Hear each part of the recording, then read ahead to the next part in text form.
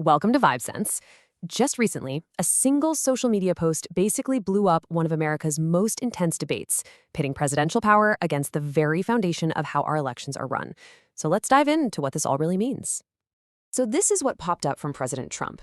It's short, it's direct, and yep, 3 exclamation points. He's declaring his intention to issue an executive order that would completely reshape voting in the United States. It's a move that, right off the bat, sets up a massive constitutional showdown. Okay, so to really get what this is all about, here's how we're going to break it down. We'll look at the declaration itself, the big constitutional problem, how it could affect you as a voter, the politics behind it, and then what's probably going to happen next.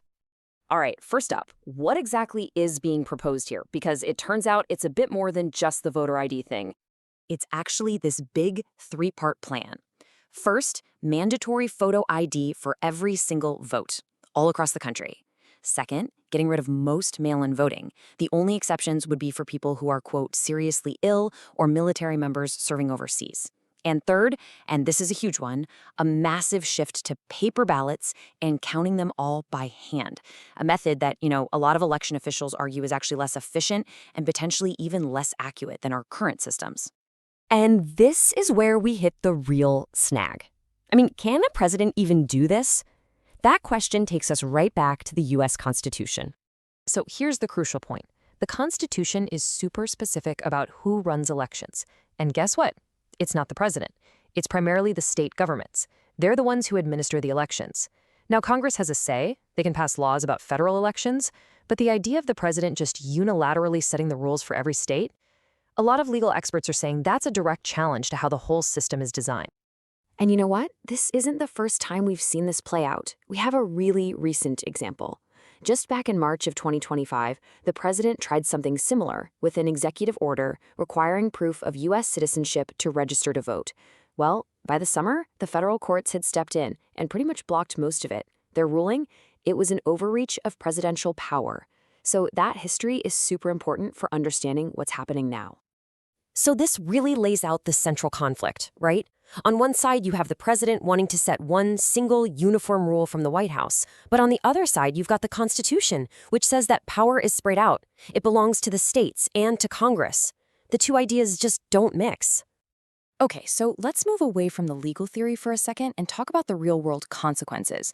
Beyond the big constitutional questions, what would a nationwide voter ID mandate actually mean for citizens trying to cast a ballot? And this number, it's pretty wild. According to studies, a full 11% of eligible voters in the U.S. might not have the kind of government-issued photo ID that a law like this would probably require. That's millions of Americans who could suddenly face a brand new barrier to voting. And the data is pretty clear. This doesn't hit everyone the same way. Research shows again and again that certain groups are way more likely to not have the required ID. We're talking about seniors, people with lower incomes who might struggle with the cost or time to get an ID, minority communities, students whose IDs might be from out of state, and people with disabilities who face mobility challenges. So the impact is definitely not spread out evenly. So you have to ask, why now? Why is this all happening right now? To figure that out, we have to look at the bigger political picture and the calendar. Okay, let's put all the pieces together. This announcement on August 31st didn't just come out of nowhere, right? It's part of this ongoing effort to reshape election laws, building on that other order from back in March. And the timing here is everything. This is all happening way before the 2026 midterm elections, which really suggests a strategy to change the rules of the road before that next big national vote. So, given all the legal problems and the political context, where does this all go? Well, it's probably not going to be a smooth ride. It looks more like a series of guaranteed head-on collisions. You can pretty much bet on a clear 3-stage battle. First, immediate court challenges. Lawsuits arguing the order is unconstitutional will likely be filed the moment it's issued.